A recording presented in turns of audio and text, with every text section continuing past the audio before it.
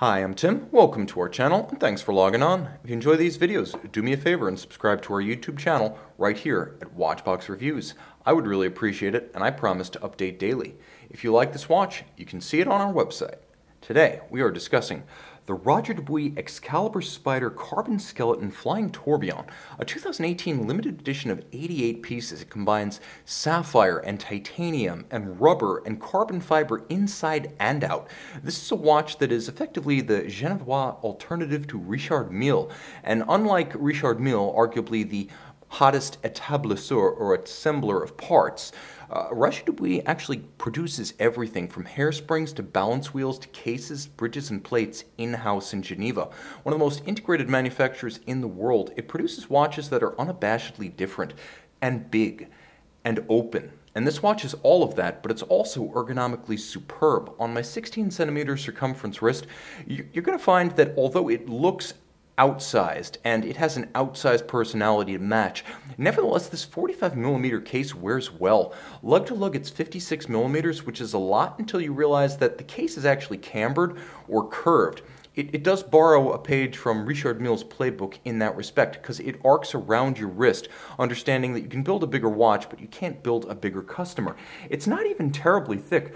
All things considered, 14.5mm, given what's inside the case, is very reasonable, and this watch will fit underneath a jacket cuff. I'm going to zoom out a little bit because I feel like we need more distance to give perspective. I believe you could wear this watch comfortably on a wrist as small as 14.5 centimeters circumference.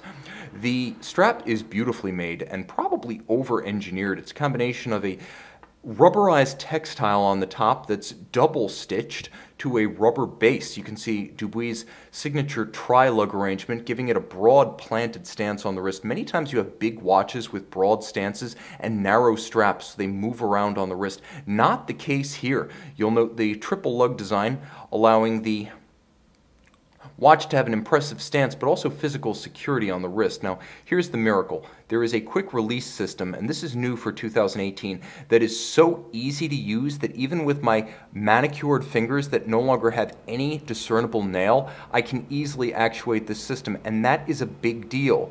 Because, and you know, I'm actually just going to take them both off so I can show you the movement in a moment.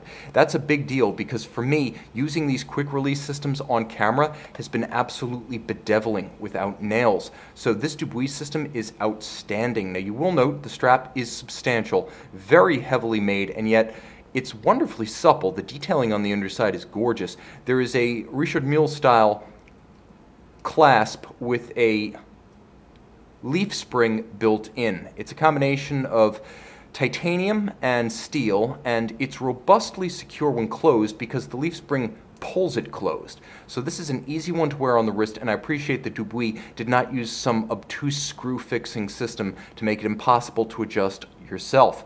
Jumping back to the case of the watch, let's talk about this case. Inside, it's titanium. That helps to achieve fracture insurance at the extreme end of the scale. If something truly horrible happened, nothing's going to happen to your movement or your dial. The external carbon fiber is cladding, so the inner case is titanium. The carbon fiber itself is beautiful. There's just enough of the actual layers of the carbon visible to keep you aesthetically and emotionally in touch with the material. It doesn't look raw or unfinished, but it doesn't appear to be so polished and lacquered that it may as well be plastic. That's a problem a lot of watchmakers working with carbon have made. There's a crown guard structure to protect the rubber-wrapped crown against shearing, and then there's a bezel that features the Excalibur's characteristic sword cuts or serrated profile with a handsome red lacquer outboard to add a splash of color, and the same rendered inboard. The dial is more movement than dial. Entirely open, you can see the flying tourbillon in a Celtic cross motif that has no upper bridge. That's why it's called a flying tourbillon. There's a bridge on the back, and you can see where it's anchored, but there's nothing to obscure the view from the front. That's a flying tourbillon. Once more, you'll note that the tourbillon's moving at a rather gradual or leisurely pace, 21,600 vibrations per hour, so you get a better view of the escapement and the breathing of the hairspring as it makes its 1-minute circuit. You will note that this is a loomed dial, so there will be a loom shot. All of the bridges and plates are in carbon fiber. Like the exterior of the watch, carbon has been used. You can see the star motif cut into the skeletonized bridges. For years, Dubuis used a PVD-coated set of metal bridges to create a carbon look, now able to achieve the Poinçon de Genève, and you can just see it underneath my finger, just inboard of the crown and outboard of the keyless works, but there is Poinçon de Genève, the stamp of Geneva, on the movement, in spite of the fact, or maybe because of the fact, that it's beautifully finished carbon fiber. Now, the movement does feature a Lamborghini-inspired honeycomb motif underneath, so this is how Dubuis helps to hide wrist hair. Those of you who know about skeleton watches and have had some experience with the type also understand that wrist hair can become an unintentional encumbrance visually, and that's exactly what that honeycomb structure, that lattice work accomplishes.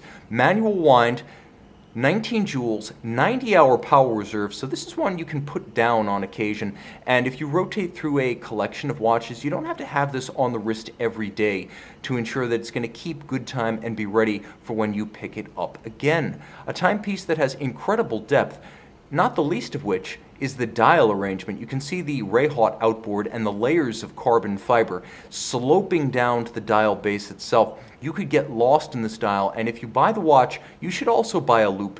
It will be well worth the investment. Not as much to see on the case back, admittedly. You could see that the bridges are beautifully executed, and the edge of each one is finished more finely than you could ever imagine a flaky layered material like carbon would permit.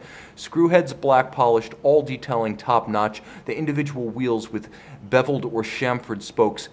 This is a spectacular piece. 5 bar or 50 meters water resistant. It's not necessarily a traditional sports watch, but it is secure for surface swimming, so you don't have to have any fear of taking this one into the pool or the surf. There are better alternatives for diving, but this is very much a full-service sportster.